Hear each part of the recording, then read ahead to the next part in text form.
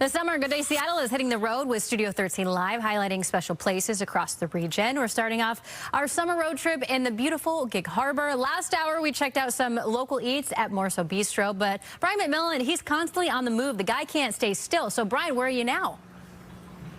I know, right? Yeah, we're taking a break from the food here. And China, did you know that there are 14 species of sharks here in the Pacific Northwest? Most people don't think about sharks being here in the Pacific Northwest. I want to bring in Rachel Easton with Harbor Wild Watch, and there are sharks here, right? There are 14 sharks 14 sharks here in this Salish Sea area especially, yes. Right? Where's the Salish Sea for those who don't know? So if you've never heard of the Salish Sea, it is an all-encompassing term that incorporates the Puget Sound, the Straits of Juan de Fuca, and the Georgia Basin up in Canada.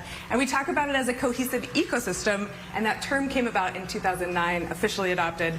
So we're not doing away with Puget Sound. Yes, we are down in the Seattle's right here, and we're down here. We're down in here. We're down here. So this encompasses really this entire area, all the way up into Canada, northern parts of Vancouver Island, and all that stuff. Let's get to the cool stuff. So you guys have a really neat facility here, showing off sharks. Yes, right now our focus is on the native species of sharks that call the Salish Sea their home. We have 14 different species, which a lot of people are very surprised to learn.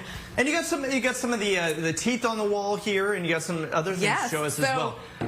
All the specimens are here from Department of Fish and Wildlife on loan to us. None of these creatures were killed for their goods. They were all incidental catches that were simply preserved for education. And what do you got there? What is that? This is a salmon shark tail. A very fast species of shark that eats fishes primarily. I would guess salmon too, probably, right? Because it's a salmon shark? Yeah. Definitely salmon. Although they won't, it's not just salmon. They're not as picky as like our native orcas are. But you can see the teeth here on this are pointed. They're really good for catching slippery fish.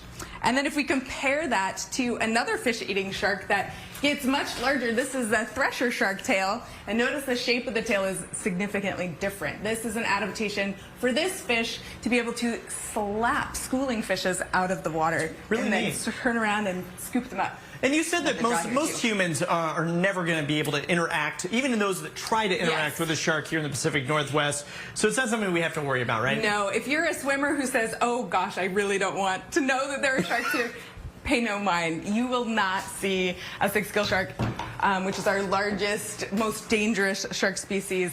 You can see the jaw up there, a really large individual weighing upwards of 2,000 pounds. And they grow up to 20 feet too, right? Yeah, they get huge, but most people will never see them. Sharks, unlike mammals, don't have to come to the surface to breathe at all, so they can remain at depth their entire lives. And most of those larger sharks are feeding on carrion or plankton. And you got some other things here. Yeah, we've got a big whale skull here, talking about what a lot of these sharks are preying on.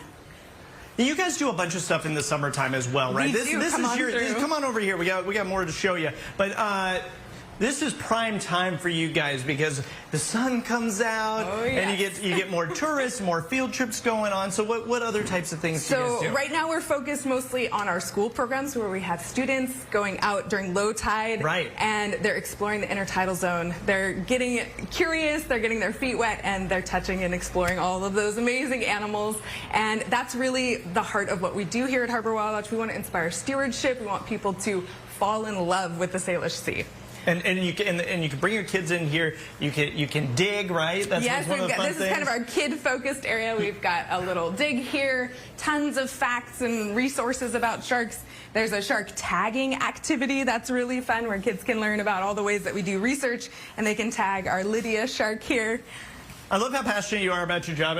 Like from the moment we walked in the door, you guys were like so excited about sharks. I think it's so cool. We really love sharks. Check out this thing right above me, Byron. Look at that. That's a megalodon. Yes. A 3D printed megalodon kind of jaw here. Yes. This is a replica that was created by a student, Ryan. He's a 14-year-old local student who asked, "How can we help?" And I said, "Well, you got a 3D printer?" He said, "Absolutely." So he designed and printed and hung this whole giant thing to help teach people about sharks and why you don't really have to worry about megalodons any longer. Really, really cool stuff. Thank you so much, Rachel. And guys, I'm going to send it back to you, and I'm going to step out of the jaws. The megalodon? Yeah.